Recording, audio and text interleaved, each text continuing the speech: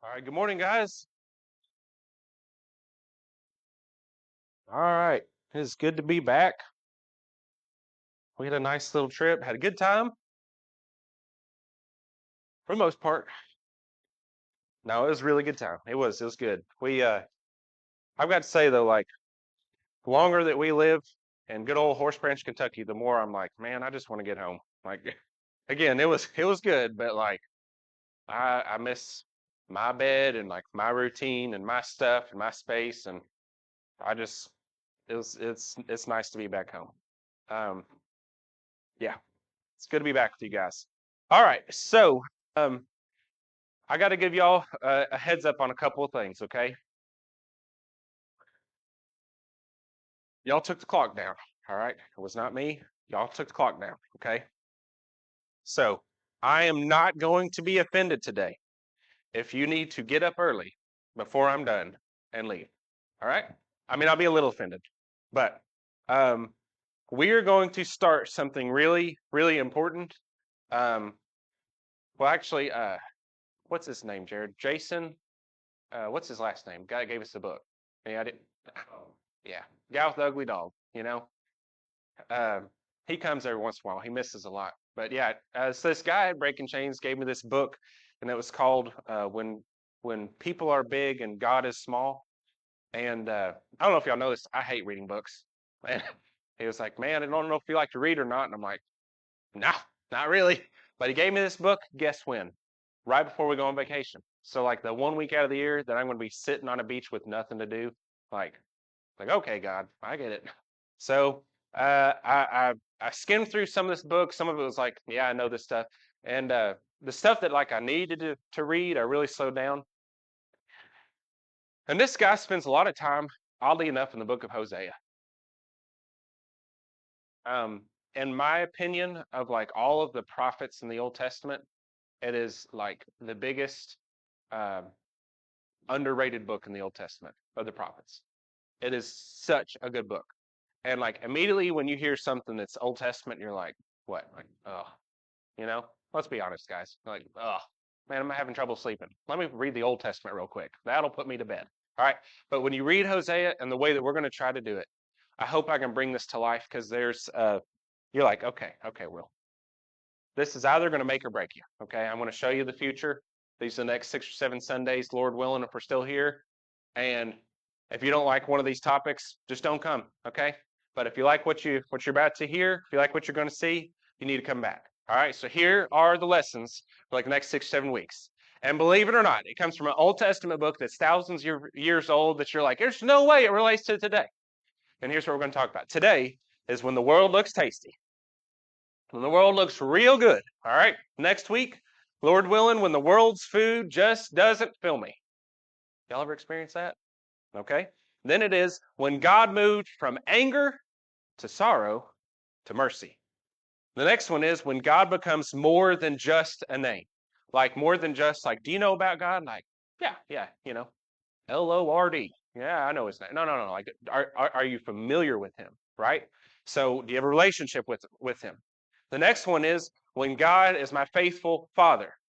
I don't know everybody's background in here, but I know some of you. Somebody in here has got to have had like a terrible dad, you know, and somebody has got to be like hurting, like I just didn't have a loving father. Well, we're going to spend a whole lesson dedicated to what a faithful God we serve, what that looks like. And I don't want to give it all away, but it's like the first time that you slip up, he is not leaving you, okay? Because he took us with our mistakes. Like he knows that's a part of the deal, okay? Then there is, so the red is like what it's like to be lost, right? The blue are 3 lessons on what it's like to be saved or to be becoming saved. And the green are 2 lessons on, okay, I'm saved, so now what?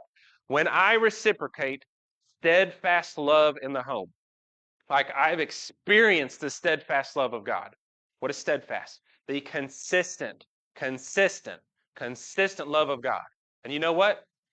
That was while we were what, Josh? While we were still sinners, while we were enemies, he did what? He died for us, right? That's steadfast love, not based on if you're a good servant to me, I will love you. if you're a good child and do what I say, I will love you. Is that how it works? No. While we were enemies, okay? So when I start to have steadfast love in the home, I will love Kelsey as long as she's good to me. How long is that going to last, guys? Man, you imagine those vows? Like, and richer, not poor. And good health, not bad health. I ain't paying for all that. Through the ups and not the downs, just the ups. No. How does this relationship? So when I've experienced the steadfast love of God, that needs to come home with me, and how I raise my children, and how I treat my spouse, and how I am as a child to my parents. Okay, and then when I reciprocate steadfast love in a world of darkness, which the basic point of that is same thing. You can't go looking for people that look like they're good candidates to be saved. They look like they deserve to be saved. Who do you go for? God so loved the world, he gave his son for who? For the world, the whole world, everybody. You don't know how they're going to respond? You told me this, Lisa. Like, I can't control what other people do, right? I'm in charge for my actions. We talked about this in Bible class. You know what even God can't control? He can't control what you do either. He can't make you love him. But I know that what I experienced was God steadfastly loved me even while I was making mistakes and even while I was his enemy. So if I'm thinking about reaching the lost, you know what I need to do? Use the same game plan. People are going to make mistakes. They are going to be my enemy. They're going to say things they might regret. A lot of them will never turn to God. They will continue to make bad decisions each and every day, and you'll beat your head against the wall and you're like, what are you doing? You're shooting yourself in the foot. Stop it. Guess what? That's ministry. Because the hope is, like Eric and Brenda, if this thing turns into one person that's saved, what? That's worth it. Because I'm not in charge of how people respond. I'm in charge of how I respond. So I'm going to take God's steadfast love and I'm going to reciprocate it to the world. All right. So today, next week, we're going to talk a little bit about, like, sometimes we forget what it's like to be lost. You know, maybe we've been saved for a long time, and you've got to remember how bad it was. And then we're going to talk about how good it is, and then we're going to talk about how we need to take that and move forward. Okay? Will y'all come back for the next several weeks? Hopefully. Okay, good. All right. All right. You're like, we'll see how today goes, Will. Okay. So here's my honest thing up front. Today, I'm going to spend probably 10 minutes of what can be the most atrocious backstory and framework that you've ever experienced. Okay? But we only got to do it this Sunday, and it will help every Sunday from here on out. Okay? Okay, guys? Okay, so y'all, I'm saying this lovingly. I need y'all to toughen up. I need you to listen. I need you to make this thing more interesting than I'm going to make it. But when you all nail these few things down, then we're going to get to like, all right, let's make this application for today, and it's going to like knock it out of the park. It's going to be great. It's going to be great. Okay. All right, here we go. Hosea. Let's go way back. All right. So y'all know back in Genesis, God makes this promise to Abraham that he will have many descendants, right? And there's Abraham, and then he has his son Isaac, and then he has his son Jacob. And Jacob has how many children? 12. Y'all good? All right, that's like 1%. We got a waste to, not really, it's not that bad. All right, so Abraham, Isaac, Jacob, and Jacob has 12 kids. So, you know Jacob's other name? Israel, right? Let me say this one more time. If you all will really take this to heart the next 10 minutes, it will unlock your Old Testament Bible study the rest of your life. Okay, so try to pay attention. All right, so Jacob, also known as Israel, had 12 kids. Those become the 12 tribes. So when Israel is living, he has 12 kids. Well, Israel dies, Jacob dies. Those 12 kids grow up and they have kids. And so now one of those kids, you know, now it's like Jacob has 200 grandkids. And then you go to great grandkids, he's got like 6,000 great grandkids, and then he's got like 89,000 great great grandkids. Y'all following? And you can trace it back to which tribe you are from. So Benjamin, Dan, Ephraim, Judah, whatever. Y'all following? Okay. In Genesis 49:10, Jacob is dying. He's coming to the end of his life. He takes his 12 kids in, and he goes down with each, like in a row. He goes with them, and he kind of blesses them and kind of gives them a little bit of like almost a prediction of their future. You know, it almost be like, so Laylee, I'm dying. I love you. You're so sweet. I'm dying, and I want you to know this. You are going to be so. I'm making this up. She's starting to frown. Yeah, this is all made up. Hey, you're going to be great at this. Keep doing this. Don't ever stop being this kind of a lady. One day you're going to do big and great things, right? And then it's like, okay, now Bogan, you're the next one, okay? So he's going through the 12 kids, and when he gets to Judah, he says, Judah, from your tribe, your descendants, will be all of the kings of Israel. The scepter, which is like a sword, and it's like ruler, right? It will never part from your tribe. Y'all following? Okay. So you follow Judah's tribe and you follow his lineage. Then you get to 1 Samuel 13:14. Now, the nation of Israel, they saw the other nations around them. They're like, hey, there's the king of England and there's the king of whatever. We want our own king. And so they pick a king. Remember what his name was? Saul. And he was Paul. Does he remember that? Big dude. They're like, oh man, he's head and shoulders above everybody else. He would make a great king. But guess which tribe he is not from? He is not from the tribe of Judah. Okay? So automatically, what should we be thinking? Bad decision. All right? He's from Benjamin. He's from the wrong tribe. And when they go to like, we're going to pick Saul, and do you remember where they find him? Where was he at? He was hiding. They go to find Saul to make him king. It's like, oh, that dude's tall. He could probably beat somebody up. And where's he at? He's hiding. You think he's going to make a good king? Like, hey, would you lead us? Like, that's a terrible choice. But when God is given his choice and he picks a man after his own heart, who does God pick? David. I think it's the most common name in the entire Bible, which is kind of interesting. Like, David's a big deal. Okay? Anyway, so God says, I'm going to pick y'all a king this time. Guess from which tribe? Tribe of Judah. He picks David. So David is the first king from the correct tribe. And 2 Samuel 7:16, so God's chosen the king, David from Judah, and David wants to build a physical house for God's ark. What's that thing called? Starts with a T. Temple. All right. We started out in the tabernacle, out in the wilderness, because it's like a pop-up tent. You take it apart and pop it, and okay. But now he's like, I want a permanent structure in Jerusalem for you. And God says to David, dude, I appreciate that, but y'all, David, you got to remember, dude, the earth is my footstool. Love you, man, but whatever you build me, what? It ain't going to be good enough, okay? Because I'm the creator of the entire universe. But you know what God says? He says, actually, you wanted to build me a house? He says, I'm going to build you a house. And then there's this show on, I think there's a show on Amazon, The House of David, right? Okay. Just say yes, guys. Like, yeah, sure, will. Whatever you think, man. All right, so God says, David, I'm going to build you a house. But it's not a physical house, it's a house of kings. So now we've gotten even more narrow. We went from the tribe of Judah to now we have God's pick for the first king is David. And now from here on out, if you're going to be a king, you're not just from the tribe of Judah, you're from whose lineage? David. Okay? Y'all following? I know this is not the most exciting thing. It will be worth it. Probably. Okay? All right.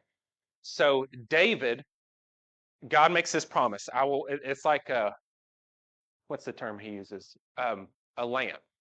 Like I will always leave a lamp burning. It will never go out. It's like the Olympics torch thing. You know what I'm talking about? Again, just say yes. Thank you, James. Just say yes and I'll move on. All right. So God says, like, I've started this flame and I will never blow it out. Okay? All right. Matthew 1:1-17. traces and proves the promised lineage from David to who? You can look at Jesus' heritage and you're like, okay, God's promised this Messiah is coming. He's going to be from the tribe of Judah, from the lineage of David. So anybody that claims to be the Messiah, what do you got to prove? You got to prove you're from the right tribe, and you got to prove that your great, great, great, great, great, great, great, great, great grandfather is David, right? Can Jesus do that?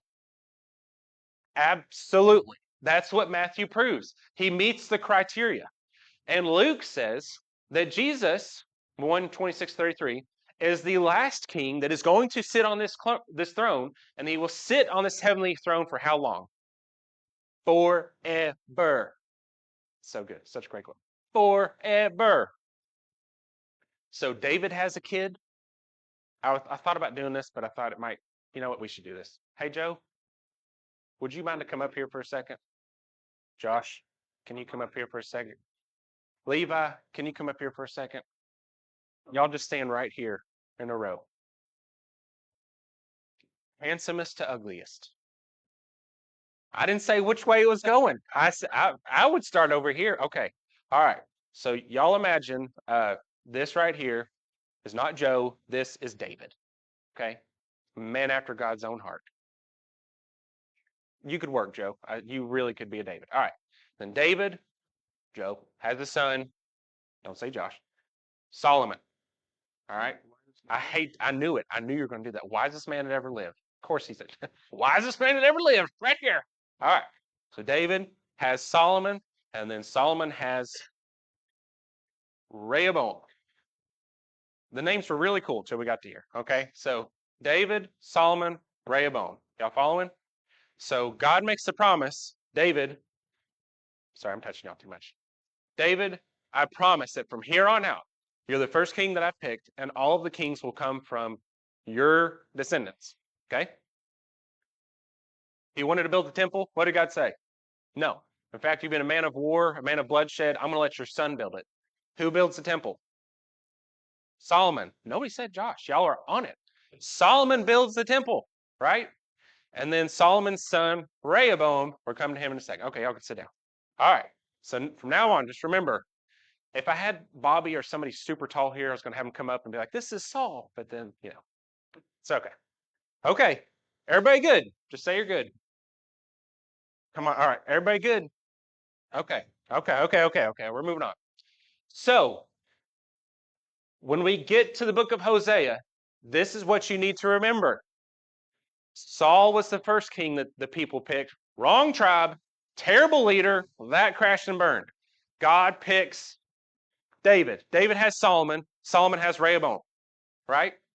Like, I don't think I really pictured this, but David's grandson, Levi, David's grandson, it takes that long for the kingdom to split into. That's terrible, but that's what happens. So it's going to split into two, into the north and the, okay, y'all, come on, guys, into the north and the, all right. So the north, I'm trying to color code it a little bit. This is why it's confusing. It's like, why would you call it this? But the north is called Israel. And so you're like, well, before when I was reading about Israel, we're talking about all 12 tribes, and now we're not. But it depends on where you're at in the timeline. So now in this timeline, you need to know that the north was split, and it took those 10 tribes. And do y'all see the name of the guy that started that kingdom? It starts with a J in yellow. Jeroboam. And you're like, are you kidding me? It sounds just like Rehoboam. Why? This is so confusing. This is why I hate reading, Jared. This is why, like, when I start reading, it's like all these different names. I'm like, you lost me. Make a movie out of it, and I'll watch it. Okay? But do you see what's next to the word right before Jeroboam? What is that word? No, you're right. You're right, captain. This is crazy. Okay? God says the kings will always come from your lineage, David. David has Solomon. Solomon has Rehoboam in red, the south. And one of Rehoboam's captains, who is not like from the tribe of Judah, he is not a descendant of David. Like just some random dude is like, you know what I'm going to do? I'm going to rebel and I'm going to take half the kingdom with me. and we're going to go start our own nation. So lovingly, if you picked, you know what, I think I'm going to be Team North. How bad have you screwed up? Like, of the two choices, this guy's not even in the Kings. He's not even in the lines of the Kings. He's just a captain who rebelled, and he's like, I want to go start a nation. And not just that, but at least in the south, y'all see that city? They have the holy city of Jerusalem. At least in the south, what building is in Jerusalem? The temple. And at least in the south, they have the holy mountain of God. And at least in the south, they have what tribe? Judah. Like, good night. Like, if you're going to pick one of the two choices, you don't go north. Okay? You go with the south. Y'all need a breather? Leave us. I need some water. Okay. This is also like the kind of thing that Jesus will reference when he meets the woman at the well in John 4. And she's like, well, our people say that this is the correct mountain to worship on. You remember what Jesus says? No. Technically, the Jews do worship in the correct place with the correct mountain, but there's coming a day when none of that stuff will matter. And how will we worship God? In spirit and truth. Can y'all say spirit and truth? Okay. She was the what woman? The Samaritan woman. I remember the story of the Good Samaritan, and that's really shocking that a Samaritan would help somebody. The Good Samaritan Award. That's really shocking because you know who Samaritans are? They are Jews who split off to the north and they picked all of the wrong choices. And then they intermarried with Samaria, with foreigners, and now they are half-breeds. They're half-bloods. They're not even full-blooded Jews. That's why Jews, when you get to the New Testament, that's why Jews hate Samaritans. Because it's like, you picked the wrong side, and then you went and married with the enemy. You're not a real Jew. Make sense? Fun little thing for you. Okay. All right. So there's Saul. First choice, not a good choice. David, that's God's choice. David's son, Solomon. And then Solomon's first son. All right, y'all need to memorize this chart by the time we get done. Okay? All right, so here is Judah, also known as the south. And here's Israel, also known as the north. All right, so there's Rehoboam. You know, that's like Levi, grandson. And there's, you know, son, and the next son, and the next son, and the next son. Okay. But over here on this side, it's like Jeroboam, he was just a captain. And then his son takes the throne, and then his son. And then there's like another captain comes in and says, rebel against that guy. Forget him. We're going to start our own thing. And then another captain, it's like, it's all just chaos from there on. Y'all following? So when we get to Hosea, Hosea is a prophet. This is also confusing. I hate this sort of thing. But Hosea is a prophet that God sends to the north. This is important. He sends it to the people that have the least reason to feel like they are God's chosen people. Does that make sense? You know the passage. While we were sinners and while we were enemies, okay? Nobody can say they deserted God more than the northern kingdom. When they divided, nobody can say, I'm going to do what I want to do. Make a new flag, stick it in the ground, I'm your enemy. And guess what God still does? While they were still enemies, what did God do? He's like, I love you. I'm going to send you Hosea. All right, so he's going to send Hosea. You know, you follow all these kings. This guy, it's under the reign of Jeroboam II. And that's confusing because it's like, it started out with Jeroboam, you know, and there's another Jeroboam. Okay, so this red line, that's where the Assyrians take over Israel and the whole kingdom's destroyed. Now they are captives in Assyria. Do y'all see down there? You see Daniel? So like when you read the book of Daniel, you know, and there's like Nebuchadnezzar and whatever, he is not in the northern kingdom when things are going well.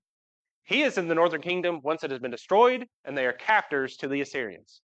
Or over here, when you read Jeremiah, Haggai, Zechariah, Malachi, when you read those prophets, they are sent to the south once the south red line has lost to the Babylonians. Okay? I literally think this is the last slide of the boring stuff. Y'all following? Try. I know it's hard. Try.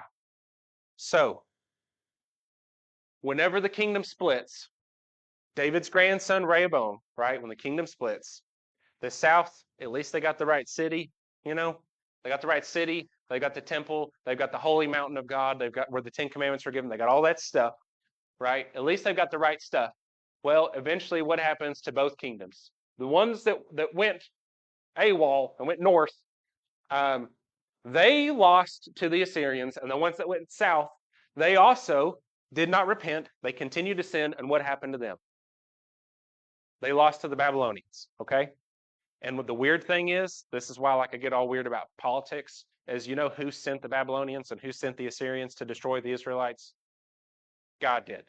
Because God doesn't care about kingdoms and borders and money and politics. He cares about people's soul. And if that means we're going to destroy the whole thing, destroy my temple, destroy this church building, I don't care. I need to give you a wake-up call because I care that you are saved, not that you are here. That was a good amen, guys. I care that you are saved, not that you are here, okay? All right. So Hosea is going during the time of Jeroboam II. The north is actually financially, they're really rich. They're doing well. And you know what happens when you're rich? You start to think you're okay. You get arrogant. You start to think you don't need God. And guess what is going on with the north? Okay. All right. Yeah. It's funny. I said, what you need to know. And I was like, nah, we'll just skip it. Not that important. What you really need to know. Nah, we'll skip it. Okay. All right. So Hosea's outline. Here we go. I try to make this really, really simple and concise. The first 3 chapters or so, God is going to send a prophet named Hosea, and he is going to marry this lovely woman named Gomer. Like Helga. Yeah. Like, yeah. Like she must have a unibrow and muscles. Anyway. All right. So Hosea is going to marry, I about said Helga. Hosea is going to marry Gomer. All right. But here's the catch. Do y'all know what kind of a woman Gomer is? What? Yeah, she works like in the adult industry. Like, really? That's that's who you want me to marry, God? And it's like, yeah, that's who I want you to go marry this lady. Okay? And then after there's this big illustration of the way that Hosea is married to this harlot, to this prostitute. After there's that big visual illustration, then it's like, okay, now set that aside. The rest of the book, this was all about me and Israel, about God being married to Israel. And guess what you did? You played the harlot. You ran around on me. You weren't faithful. Y'all following? Okay. Now, don't salivate too much at this next picture, okay? Doesn't that look good? Somebody just starts a chant. Potluck, potluck, potluck. Reagan, do you like chocolate cake? That's what I'm talking about. Glass of whole milk. So that's a girl after my own heart right there. Okay. So when the world looks tasty. Okay, so here's all right, that was all the history. Y'all made it, guys. Just give yourselves a round of applause, okay? Y'all made it through the tough part. You made it through the history. Now it's okay. Let's have a normal sermon, Will. Okay. So lessons from Hosea. Here's the first one. When the world looks tasty. Okay? Think about that. When the world, what is the world? It is what people without God have to offer. Can y'all just grasp that a little bit? Like the world. Who is that? It's what people without God have to offer. Okay? So like I'm going to go to the world cuz that looks good. Like just before you do that, remember who's selling this to you, okay? And it looks tasty. Y'all know what Satan did in the garden, right? I mean, he's like, Eve, have you seen that thing? You're going to want a bite of that. It looks delicious. John says, the lust of the flesh, the lust of the eyes, the pride of life. The lust of the flesh, the lust of the eyes. What is the lust of the eyes? Looks, looks, looks. What was Saul? He was a good pick if you're looking at the lust of the eyes. Oh, he'll make a great king. No, no, no. Because godliness is not something that is flesh and blood, is it? What is godliness? It's a spiritual behavior. So when the world, the people that don't love God, then when they don't have God, when they look, when they offer something that is visually pleasing, tasty, and here's the weird part, okay, because most people won't say this, but I'm just that bold and I'm going to say it. I'm going to say it, okay? Evil feels good. I said it. I'm sorry. Okay. Did somebody give me a mm-hmm? Give me that. Give me that. That's what I'm talking about. That's why I'm glad y'all are here, okay? I need some more. Yummy, yummy. All right. Look, if you eat chocolate cake, is it going to taste good? There's a reason why me and Reagan are going to like, ooh, I want some chocolate cake. There's a reason it tastes good. That doesn't mean it is good, right? I don't want to have to do the side profile and the jelly shuffle, okay? But like, just because it tastes good doesn't mean it is good. So the people that don't love God are good at visually selling you on something that does have a small bit of enjoyment. There's something yummy. There's something tasty about money. Like there is. There's something that's like when people love money, there's something about gossiping. Maybe it makes you feel a little good, makes you feel a little more confident in yourself. I've put them down. There's something that makes you want to go back for more alcohol, for more pornography, for more worry, for more anger, for more whatever. So when we talk about the world and what they have to offer, and we talk about being lost, guys, we have to be patient and we have to remember there's a reason why people are doing this. Like here's what we don't need to say as Christians. I don't understand. I would never touch that, not in a million years. Like, I'm sorry. I'm glad you didn't. I did. And I wouldn't be doing it if there wasn't something about it that, what's that chemical? Dopamine. If I didn't get some sort of dopamine release, I promise you I wouldn't be doing it. I'm not addicted to water, am I? Wouldn't that be nice? Doctor, I need some help, man. I'm telling you. What's wrong, buddy? I think I need count. I'm addicted to water. Okay. You what?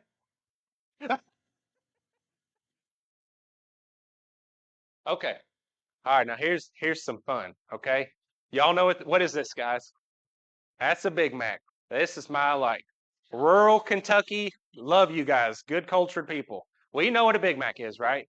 Can I ask y'all something? And I bet everybody in here is gonna what's the word? I want to say snicker. It's not snicker. Is that it? Snicker? Smirk? Whatever. Y'all are gonna laugh at this, okay? Sneered. Okay. Have y'all ever gone to Walmart, to McDonald's, gone through the drive-through, you said, I want a Big Mac. And when you open that box up, you get a Big Mac that actually looks like that.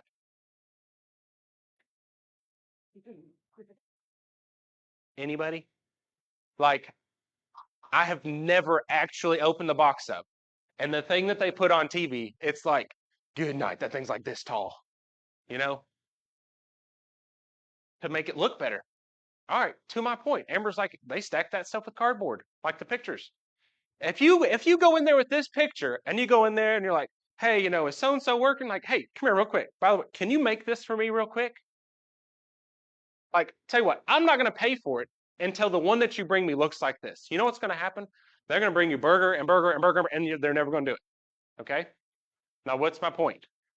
When the world looks tasty, did you guys know this? You know what Satan is the father of? He's the father of lies. You know what the world is good at? They are good at making things look tasty. If they did a McDonald's commercial with actual footage of the actual stuff that you get out of your box. You know what's going to happen to sales? Because the world is good at lying. Here's something else. You know what they never tell you? The total price with tax. Did y'all know that? We went to Cracker Barrel yesterday, and somewhere in Tennessee. I don't know. We're on our way back, and we're like, listen, I've been working hard this whole week. I deserve 3 pancakes. So I'm like, let's go to Cracker Barrel. So we go to Cracker Barrel, and we order the stuff, and we get like whatever, like the Mama's special or whatever it is, the Uncle Herschel's, I forget what they're called. But anyway, and the waitress comes back, and I want you to listen to this, okay? She comes back and she's like, by the way, the Uncle Herschel's are buy one, get one free today. And I was like, whatever it's called, I was like, I would like 2 Uncle Herschel's. She's like, you know what they're not advertising outside? What? You know why she whispered? Why? Okay. Because the world is good at making things look good. They're not going to tell you how much it's actually going to cost you. And the cost of calories is always in the fine print at the bottom. Like, well, we got to put this stuff on there. Okay, that's fine. We're going to put it in -38 font. And maybe if you print this thing off and put it on a Jumbotron and get up there with a, magnifying glass, you might actually see how much it's going to cost you in calories. We don't want you to know that. We don't want you to know that. We want you to know about it's going to taste good, right? And I got to be careful about giving my whole sermon away next week. But here's the bottom line: chocolate cake is good, but you can't eat chocolate cake for breakfast, lunch, and dinner, can you?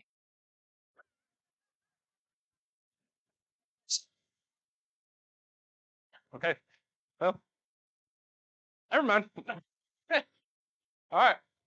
All right. I'm gonna stop with my rhetorical questions because y'all are like, I'll answer it. Okay. God sent a prophet Hosea to marry a harlot Gomer to illustrate how he was being treated by his people.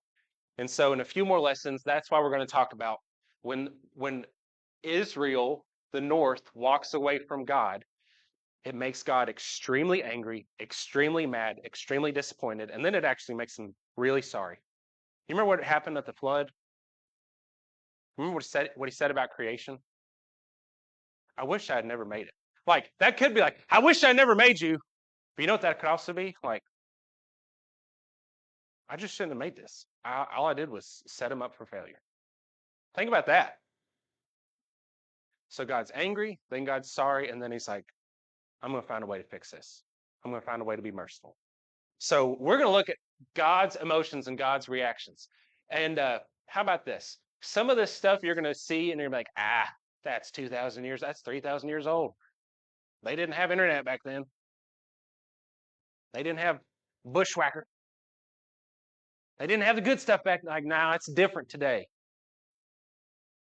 It seems like what they say is like, tomorrow is the same as today, just the same as yesterday. Like, there's not actually anything new.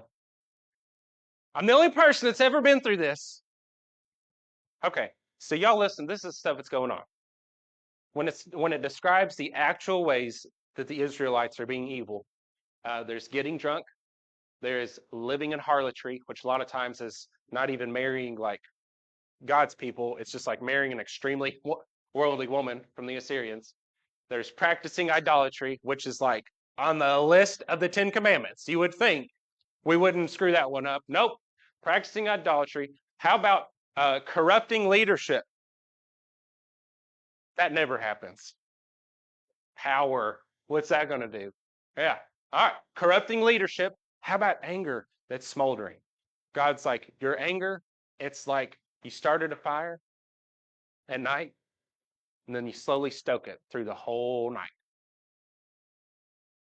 If I'm not mistaken, I think we have a sign for that. Almost like we struggle with the same things that they did 3,000 years ago. Okay. So smoldering anger, moving a boundary. Yeah, okay. I was like, nah, whatever. Like, can y'all imagine this? Like, anybody in here like fairness? Y'all fairness police? Come on. All right. Can you imagine you got that neighbor and he's got the property stake and he's just like, well, screw them. Can you, what'd you do? He'd be like, you're nuts. That's not your property. You're trying to just steal land. That's my land. What are you doing?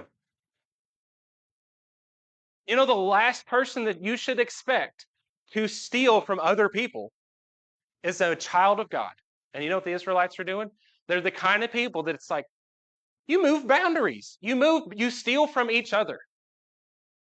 And then you've got following man's command. Man, this was that book that Jason gave me. Like fearing men. That's a problem, guys. Like it's a problem that I have. I'm getting a lot better at, but being afraid of what people think. Anybody here ever worry about what people think? Good night.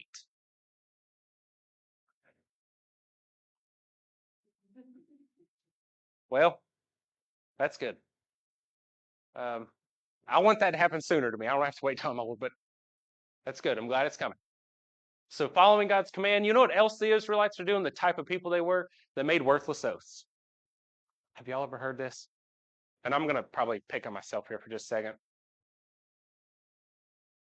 It's so hard to find good work these days. You ever heard that? Like, man, these contractors, they said they were going to be there, and what? Nobody showed up. I had somebody call me the other day. I don't even remember who it was. Oh, somebody that Andrew went to church with, their friend, like just some like random person. And they're like, we've got all the cabinets out in the kitchen. We've got all the tile here. We've been waiting for 3 months for somebody to come in here and just put the tile in. We can't get anybody to show up. You know, that doesn't happen if you don't tell people what? I'll be there. Right? It doesn't happen if you actually stick to what you're saying. And the Israelites were those kind of people that made worthless oaths, showing vain reverence. Like, this is just for show. This is just, I don't actually respect you, God. I'm just doing the stuff that looks like I respect you, and committing violence. And actually, probably more could be said about that. But y'all need to understand, there's nothing wrong with defending yourself, right? There's nothing wrong with like defending somebody else. But there's something to be said about like, oh, I just want to hurt people. Why? Just cuss. Not even with like justice, just like violent aggression. Okay. So then you get to, and you're like, man, this story could not really get worse. You're like, this story cannot really wrap it up. Good, it will. I don't know. Come on, guys. Y'all can laugh, okay? Y'all can laugh. Most everything's plugged in back there. It's staying warm. It'll be all right. Okay. So Gomer, Hosea's wife, gets pregnant 3 times. And you know what else it seems like it happens? She gets pregnant by other men.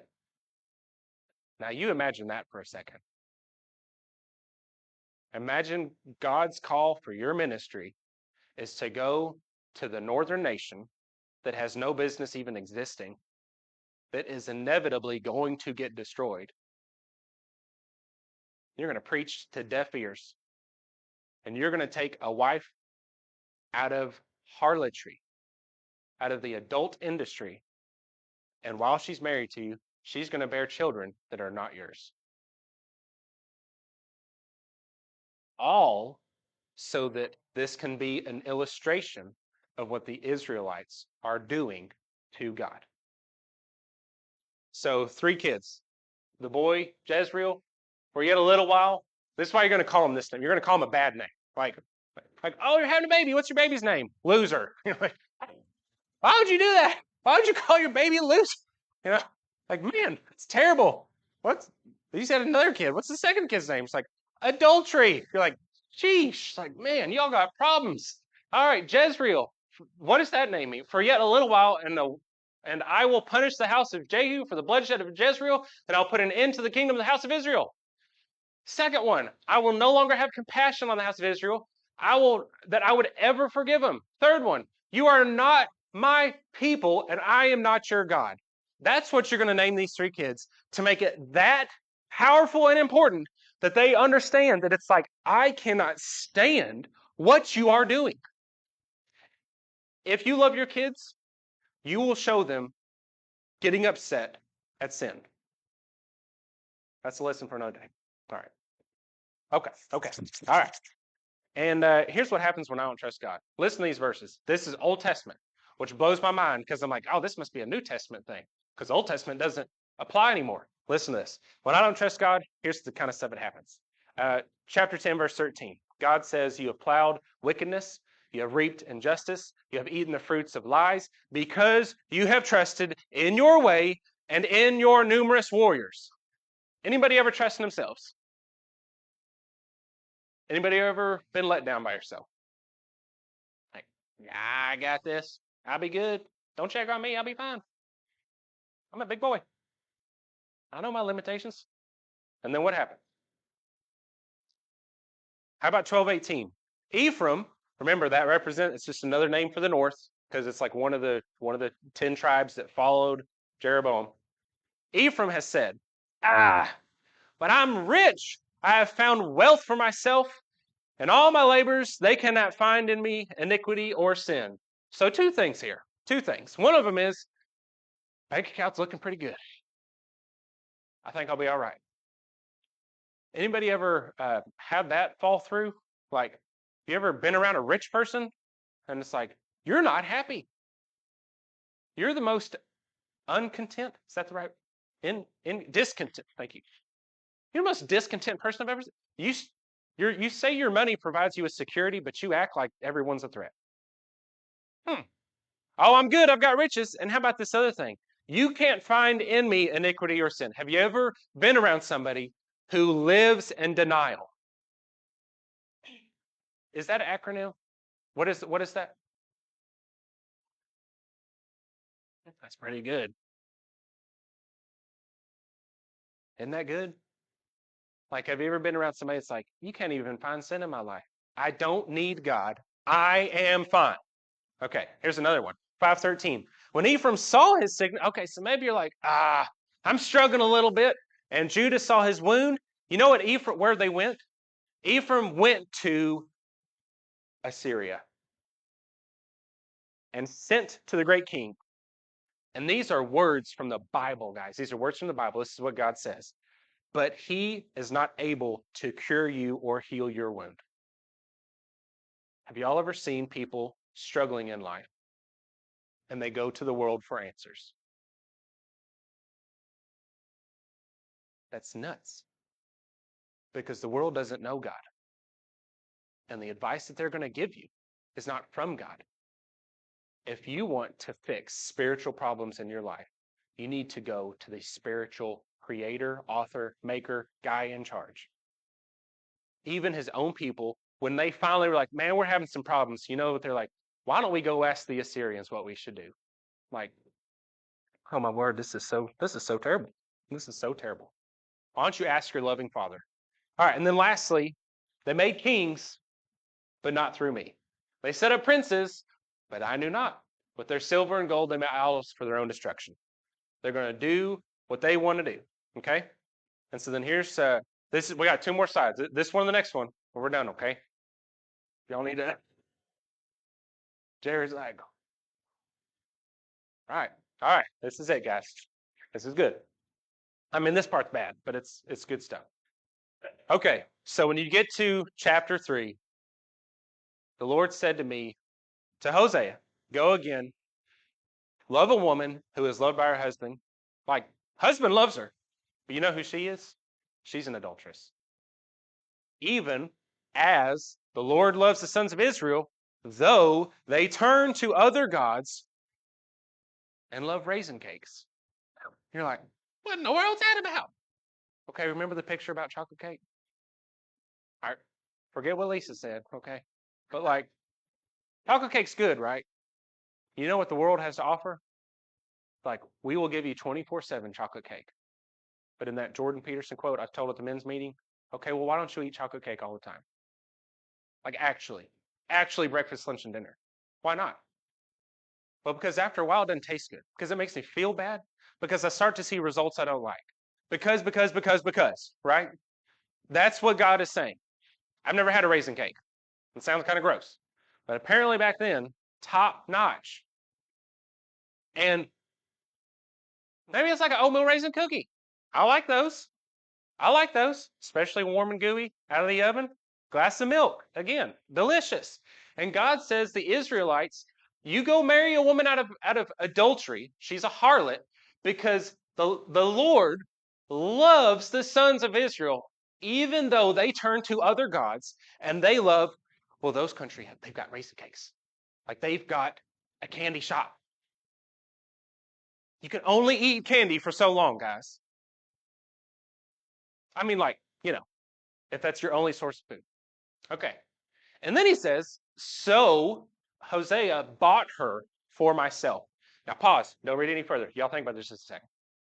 If you're going to go buy a woman, think about where she's at.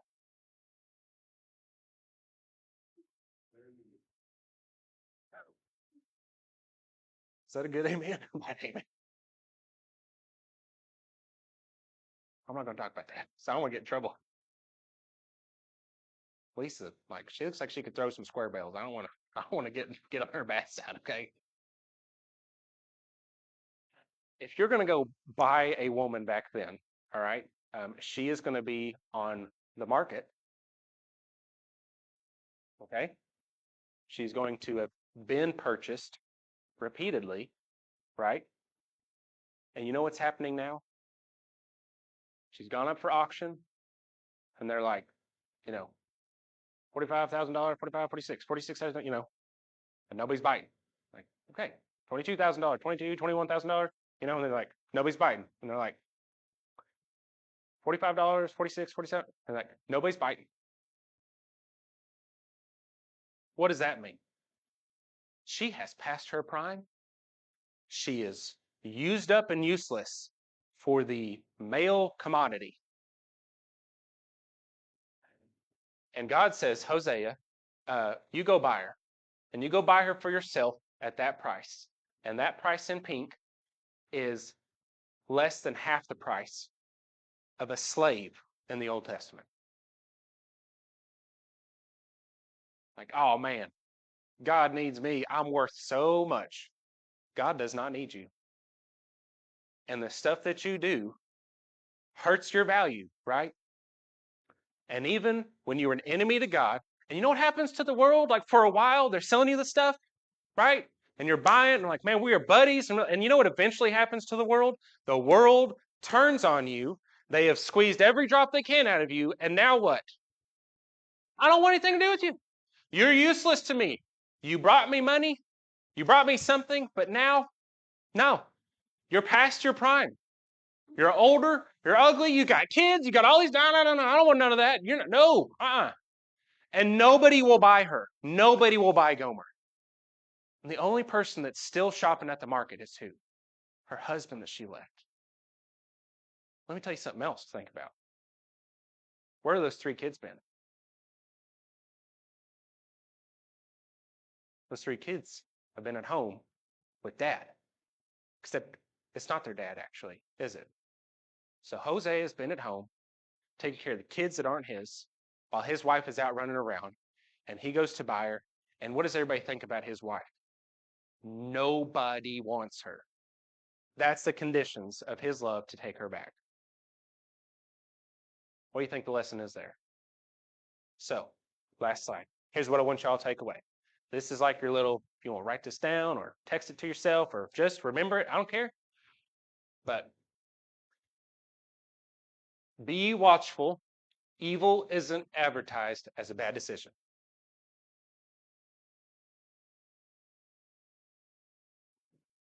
Y'all need to watch out. God, Satan is good at what he does. The stuff that he advertised, he does not advertise as a bad decision. When we were eating dinner the other night, we had some seafood. It was really good.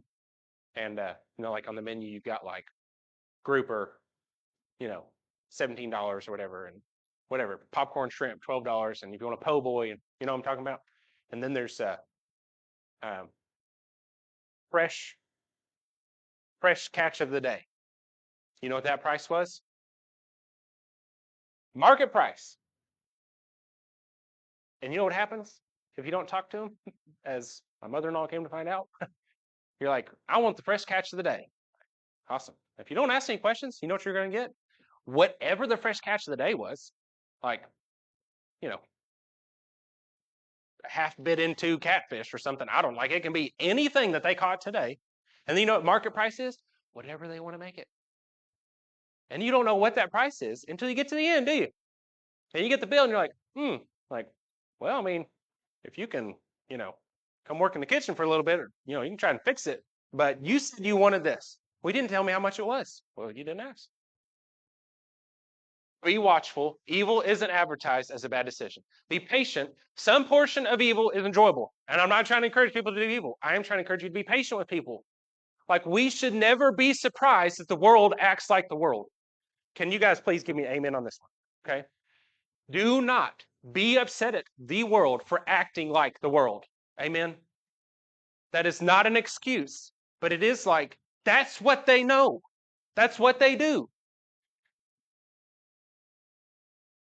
And even with Christians, like, we don't ever need to be like, I cannot believe that Will said that one time he would ever. You should. You should totally believe that. Yeah, I'm not going to tell you the whole story again because I know y'all are starving, okay? Y'all know the story about that I told y'all about stealing from the mall, you know, and I stole some DVDs. Remember what I said was in the other pocket? I remember money. It's like I had money that Dad gave me to buy stuff, and I still was like, I mean, it was bad, right? Do y'all know that is that story embarrassing? I'm just poll real quick. Is that story embarrassing to you guys? If you all stole stuff and were arrested, would you all be embarrassed to tell that story to the church? Okay? That's the stuff I'm not embarrassed to tell you about. What does that mean? I'm not going to tell you what Jared said. Let's play back. Can I tell him what you said about what happened on Mother's Day? Is that too private? I said it out loud. You said it out loud. You know what? Jared, tell him what you did on Mother's Day back when you were. You stole money from your mom's purse, right? To get drugs, right? Now listen, Jared, and I'm saying this, and I mean this in a respectful way, okay? That's the stuff that Jared's not embarrassed to tell me about. I know you got worse stuff in that closet. You know what? You know what else? I do too, right? Like, I'm just telling y'all about stuff I'm not embarrassed to tell you about. We don't need to be surprised that Christians are screw up failures, selfish. What is it? I mean, just selfish morons, black-hearted, all that terrible stuff. Because we came from where? The world. And we came from walking in the dark and from serving the father of lies.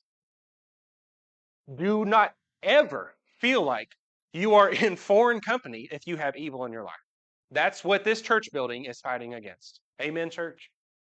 Like, everybody has got terrible, awful, bad stories. Like, I would never suspect that sweet old whatever. You should. You should suspect that people have committed terrible spiritual crimes in this church because we were part of the world.